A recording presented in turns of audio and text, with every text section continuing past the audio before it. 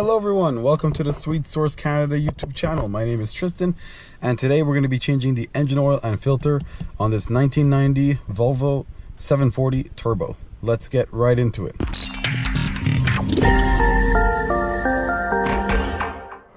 So of course the first and most important step of any oil change is going to be going ahead and making sure your hood opens. Now in this case on the 740, the latch is right here and it's red. You just pull this up and the hood will open. Of course if your hood can't open and you go ahead and dump the oil, you won't be able to add oil in. So make sure this should always be your first absolute step, is checking if the hood can open on your car. Up she goes, all the way up. Just for fun, why don't we put it in service mode? Just turn these ears downwards on both sides. If your ear is not moving, just go ahead and push your hood down a little bit, and then you should be able to move it. Then after that, this opens 90 degrees up. It's incredible. Gives you so much room to access this beautiful turbo Redblock. Go ahead and start by cracking open the oil fill cap, just like so, and then leave it open a bit, just so it can vent some air. And then go ahead and also pull this dipstick out, so you got a little bit of air that's going to come in and push the oil out. Let's go underneath the car. Alright, so underneath the car you got the splash shield. You might not need to remove this on most of these Redblock Volvos, but in this case I don't. As you can see, the drain plug is right there and it's made very obvious. So I'll go ahead and show you guys that process now. So get your drain bucket into position. This drains straight down, so that's very easy when it comes to messes and all that stuff. So the oil pan is nice and bright red, and there's your big drain bolt. This is a 1-inch bolt size wise, so about a 26 millimeter. So I got a 1-inch socket just for this purpose. So let's go ahead and crack this loose.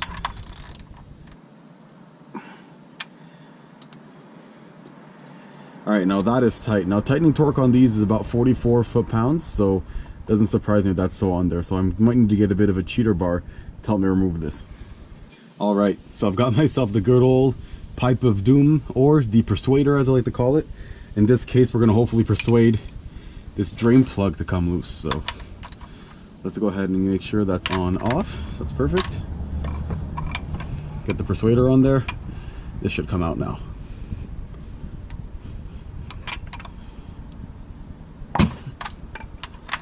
There we go.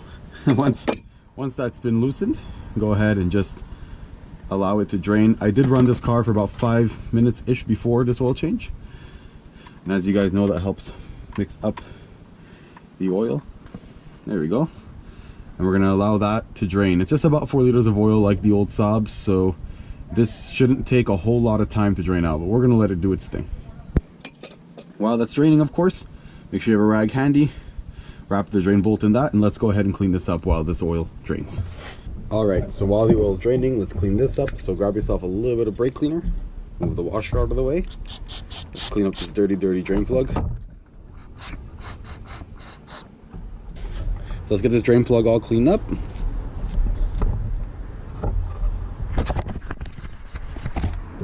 So a little bit of brake cleaner goes a long way. This plug is looking a lot better. Go ahead and grab the brand new crush washer. Flat side and a rounded side. Flat side goes towards the bolt. You guys know the drill. And then here we've got we're gonna try out this Pro Parts Sweden oil filter. I've heard some decent things about it, so before I do sell it on the website, I do want to try it out on my own car, make sure it's all good, and I'll cut this filter open at some point too, make sure the construction is good. And just before we take care of the filter, I just want to show you guys the drain plug washer. Now look at this thing. As you can see, it's completely flattened. It's done its job. That's why you got to change these every single time. You can see the actual lip that is formed on here. This will no longer form a good seal. Alright, so a little bit of silicone grease just on this gasket, just like so, and that will allow it to screw on nice and easy and not pinch the rubber seal around here. Alright, well, my GoPro mount kind of broke, my stand, so that's fun. So we kind of got to make do with a tree stump, actually, funny enough. So this will do the job. Got to make it do what we got, I guess. So now this oil is coming to this level, we can go ahead and actually clean up our mess. So go ahead and just wipe up real well. Now, like I mentioned before, torque on these drain plugs, 44 foot-pounds, which is quite a large amount, but I guess that's what it is. Now these threads are oily at the moment, so we're not going to quite go at 44 because I don't want to strip out any threads or anything. So first just going to clean up the extra oil. So I'm going to start by going to my torque wrench, which is set to its highest setting, which is about 22 foot-pounds. So we'll start with that. And then we're going to go ahead with our ratchet and just finish up the job. Now that's one stage of the torquing done. And you kind of want to just check on that washer and make sure it's actually compressing properly. So let's see if I can go with just this on its own. Because right now you can see that washer is not fully tightened. Oh, and it gets hard like this. So let me actually use my persuader a little bit just to tighten it up enough for that washer to crush properly.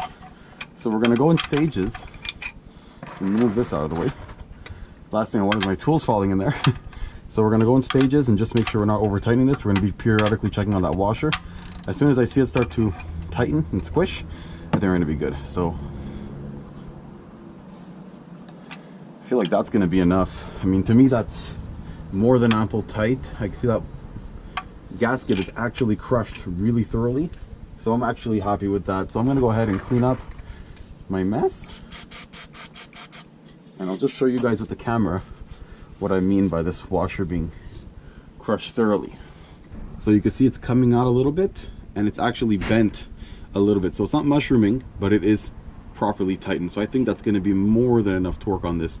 And we're going to go ahead and tackle the oil filter. The oil filter is located right there. As you can see, we've got the orange can of death, which is partly the reason why I am changing this oil out this quickly. It's also because I don't know what oil and filter, obviously filter we know, but what oil was put in this car. So I'm going to put stuff I know is good. So as you see, the filter is there. So on a non-turbo car, if you didn't have this silly thing in the way, you'd be able to access the filter from the top, but there's tons of access on the bottom, and I'll show you that. So on a turbo car, looks like the bottom's going to be the way to go. On non-turbo, you can go top or bottom because you won't have this all over here. A bit more room to access that filter. So anyways, let's go on the bottom and remove this filter out.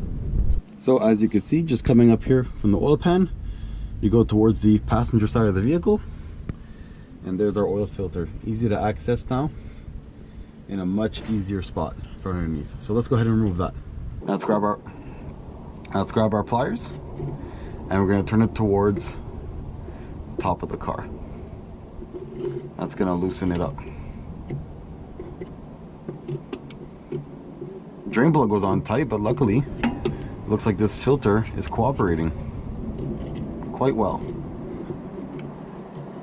Let's get this orange can of death off of here. Now just be careful because oil is going to start to drip shortly. There we go. Get your arm out of the way. I got only the tiniest sliver of oil on it, so that's nice.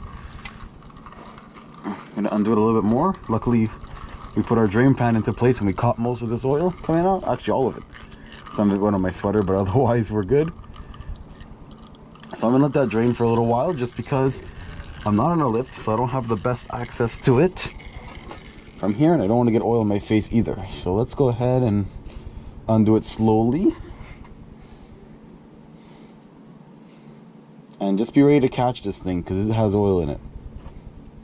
Okay, get ready. It's coming up to the last threads. It's quite a long stud on this one. There we go. That was actually easier to take off than I thought it would. I thought it'd be a lot heavier. It's actually not too bad. Let's put that to the side, put it in the box of the new oil filter that's empty now. And let's go ahead and grab our new one. A little bit of brake cleaner goes a long way. Clean up our mess here. Hopefully I'm not getting all over the camera. Once our mess is clean, go ahead and grab our new filter. And then righty-tighty this on. Once it's on, just go about one turn. One full turn. Or tighten until you can't really anymore by hand. I got the drain bucket out of the way. Gives me a little bit more room just to give it.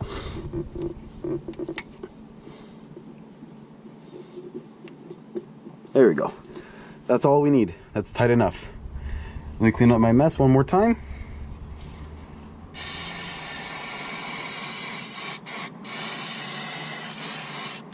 very important to clean up your mess, because if there's a leak or something and you didn't clean up after yourself, you might not see that leak.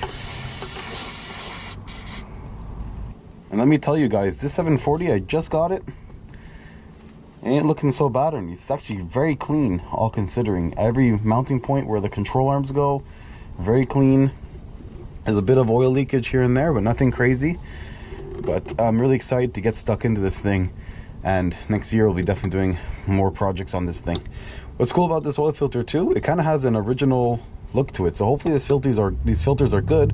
I'll be able to sell them on the website. So, you know, if you can't afford maybe the steeper price of the OEM filter, you can get something that's, you know, still very good, but has the same look. So it kind of looks nice and original. Wrap a rag around. I'm using Pennzoil 10W30 semi-synthetic. Make sure you give it a little mix, just to make sure that oil is distributed well. You can use a 40 weight in this as well. 1040, 540, 530, 1030. All works well in these engines. They're not too picky. Not the best pour I've ever done, but at least the rag is there. So I'm going to pour in just about 3.5 liters. These engines hold about 3.8 liters with the filter. These cars, like older Volvos, also like newer Volvos rather, also have a little bit of sensitive PCV systems. Not as sensitive as the 5 cylinders, but still something to keep in mind. So I'm going to let that drain to the bottom of the pan. I already put in just about, looks like 1.5 liters left in the bottle of a 5 liter bottle. So it looks like just a little bit more. Should be a-okay. And this is going to be with the filter, of course, is reading. I think it's about 3.8 to 4 liters with the filter. So anywhere around that, you'll be golden. Let's go ahead and clean up our mess here. And we're going to go ahead and start the car and drive it out the ramps. So let's make sure that oil pressure light there stays off. And now it's off. So if it stays on for 5 to 10 seconds, you're okay. If this is going to go on for more, then that's where it's a bit of a problem. And that's it. And let's leave her running. We're gonna go make sure that we have no oil leaks. All right, so she's running really nice. So let's open this back up. Oh yeah, everything's looking pretty good under here. Let's check our oil filter. That looks dry. I don't see any leakage whatsoever.